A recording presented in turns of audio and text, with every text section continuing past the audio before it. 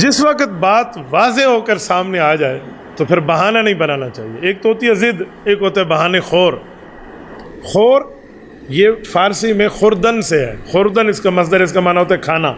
بہانے خور بھئی یہ ایسا بہانہ بنانے والا ہے کہ گویا بہانے کو اس نے کھا لیا اور وہ خون بن کے اس کی طاقت بن گیا.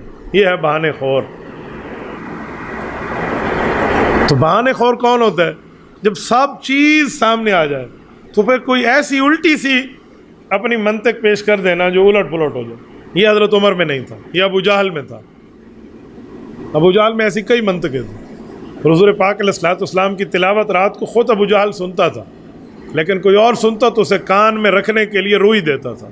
حضرت طفیل بن عمر دوسی رضی اللہ عنہ صحابی ہیں. جب وہ آئے تھے نا ابو جہل کے پاس بزنس کے معاملات میں کہ تو نے قرضہ دینے نہیں دیا، تو اس نے راتوں کو کان میں ان کے پھمبا رکھوایا تھا کپاس کا کہ رکھ لو تاکہ اس کی آواز نہ آئے. مکہ میں ایک جادوگر ہے نعوذ باللہ، تو اسے کہتے ہیں بہانے خور. ابو جہل ایسا بہانے خور تھا. حضرت عمر میں یہ بہانے نہیں تھے. حضرت عمر رضی اللہ تعالیٰ عنہ جب بہن کا چہرہ زخمی دیکھا نا، جب انہیں مارا تھا کہ تو کیا پڑھ رہی تھی اور وہ قرآن پڑھ رہی تھی، تو بہن نے کہا تھا کہ صرف خطاب کا بیٹا تو نہیں ہے، میں بھی اسی خطاب کے خون سے بیٹی ہوں.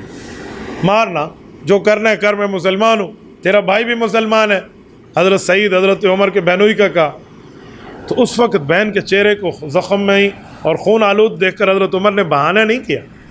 پھر فوراً کہا اچھا مجھے وہ قرآن دکھا دو جو آپ پڑھ رہے تھے. بہن نے غسل کرا کر ان کو دکھا دیا اور پھر قرآن پڑھا اور حضرت عمر فوراً مان گئے.